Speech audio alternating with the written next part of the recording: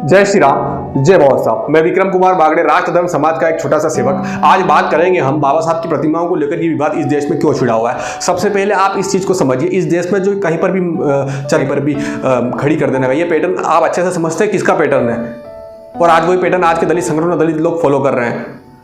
समाज को आज प्रतिमा नहीं चाहिए, समाज को बाबा साहब के विचार चाहिए, समाज को बाबा साहब की तस्वीर नहीं चाहिए, समाज को बाबा साहब की प्रतिमा नहीं चाहिए, समाज को बाबा साहब के विचार चाहिए, उन विचारों का मूर्त रूप चाहिए। लेकिन फिर भी प्रतिमाओं को लेकर बहुत ज़्यादा विवाद हो रहे हैं। मैं आपको कुछ घटनाएं बताऊंगा, आप उनसे समझिएगा इस देश में किस हद तक ये प्रतिमाओं को लेकर विवाद छिड़ रहे हैं और किस हद तक समाज मरने मारने पर उतारू हो रहा है। मैं आपको सबसे पहला उदाहरण जो भी वायरल हो रहा है तेलंगाना का, जहाँ पर एक गाँव में हनुमान मंदिर के सामने ही बाबा साहब की प्रतिमा को स्थापित कर दिया। सोचिए, उस मंदिर के सामने ही प्रतिमा क्यों स्थापित की गई। वहाँ पर इतना विवाद, वहाँ पर मूर्ति जब स्थापना नहीं हुई, बाबा साहब की प्रतिमा स्थापना नहीं हुई, उससे पहले कई बार विवाद हो गए। वहाँ के बहुत संख्यक हिंदुओं ने इसका घोर विरोध किया। तमाम विरोध के बाद, तमाम लड़ाई झगड़ों के बाद वहाँ पर वो मूर्ति जो है, वो प्रतिमा जो है वो स्थापित की गई। अगर बाबा साहब में आपकी श्रद्धा थी तो आप अपनी जगह पर या आप कहीं और अन्य जगह पर इसको स्थापित करते, लेकिन आपने उसी जगह स्थापित की जहाँ पर विवाद छिड़े।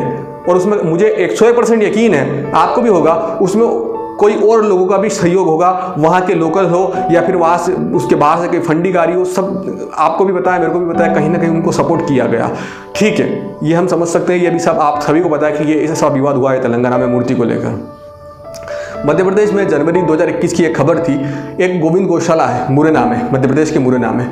वहाँ पर कुछ लोगों ने 5-6 साल पहले वहाँ पर बाबा साहब की प्रतिमा को स्थापित कर दिया।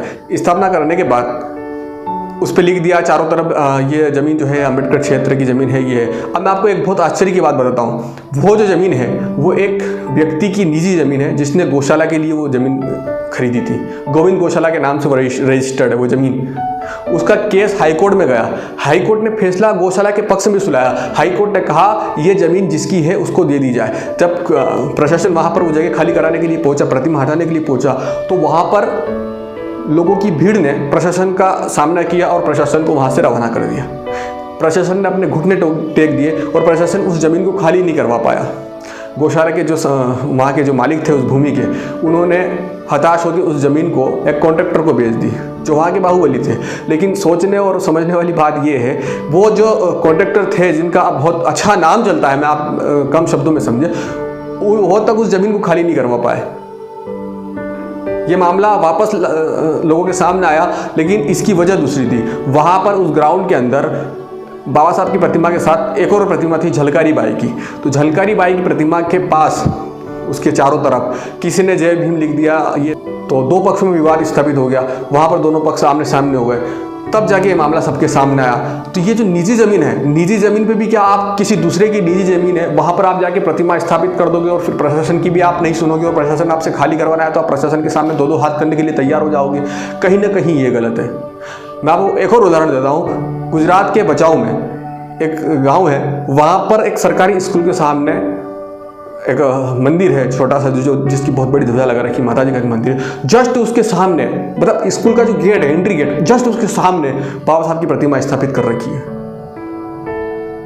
क्या ये भी सही है? एक मंदिर के सामने आपने एक प्रतिमा स्थापित कर दी। सिर्फ ये एक बदले की भावना नहीं है तो और क्या है? समाज में, उस गांव में ऐसे गरीब समाज घर है जहां पर मुझे लगता है कि उनको सबसे ज़्यादा ज़रूरत थी। लेकिन फिर जब आप एक कहते हैं कि फालतू मंदिर बनाना है, इसमें पैसा नहीं देना चाहिए, ये नहीं करना चाहिए, और एक तरफ स्वयं भी वही कर रहे हैं, आप स्वयं उसी काम में लगे हुए हैं, तो कहीं ना कहीं ये दोहरा मापदंड जो है ये समाज के लोगों को एक बहुत बुरे दौर में वापस लेके जाएगा।